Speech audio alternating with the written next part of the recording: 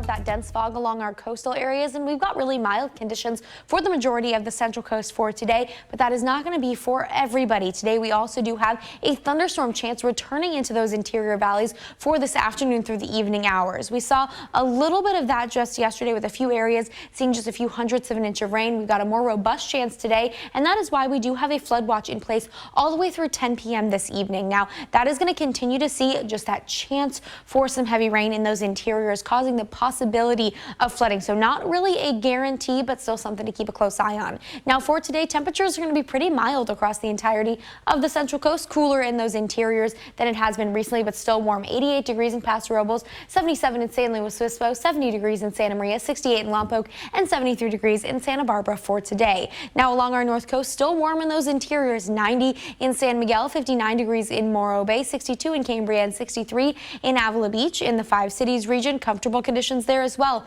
73 in Nipomo, 65 in Pismo Beach, 88 degrees in Shandon, and 86 degrees in California Valley. Heading a little bit closer towards where we could see those thunderstorms fire near the Coyama Valley, 86 degrees there for today, 80 in San Ynez, 71 degrees in Orchid, and 70 degrees in Goleta for today. Now over the next couple of days, we do have the same chance as we have the system really stick around. This is what got in place yesterday. It's going to last through tomorrow as well, with that big dip in the jet stream just off towards our west, just around this big low pressure system sitting just off our coast. That combination is bringing us all the ingredients we need to bring some isolated storms to our region. Now they will form a little bit farther towards our east, continue to push farther towards us here on the Central Coast in the afternoon to the evening hours, but this is a really robust system. It's going to be sticking around for the next couple of days, so if you don't see rain today, we have another chance for tomorrow as well. So here's the things to remember with this system. It's going to start forming with those instabilities over the highest elevations in Santa Barbara County. That is where we do have that flood watch in place. It's going to be pretty hit and miss with those storms developing each afternoon.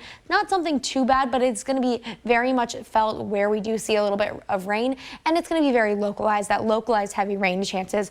And we also have chances for lightning, not only within the areas where it's raining, but a chance for dry lightning as well. Super important to think of when we do have that very dry brush, especially on many of our areas. So we're continuing to see good conditions this morning, no major concerns through the afternoon hours, but by this evening, that's when we're going to start to see that main chance for rain pushing through our south coast, really bringing just a few chances for rain here and there. Just be really aware of that as it moves through today, clearing out this afternoon, and then we have another chance for rain by tomorrow as well. So keeping a close eye on that, really moving through the central portion of the Central Coast, continuing to see that all the way through the evening hours on Wednesday, clearing out, and then we do have a final chance on Thursday as well with slightly clear skies throughout the daytime hours. We do also have that aerial flood watch for those interiors. Just be cautious of this at all times for today.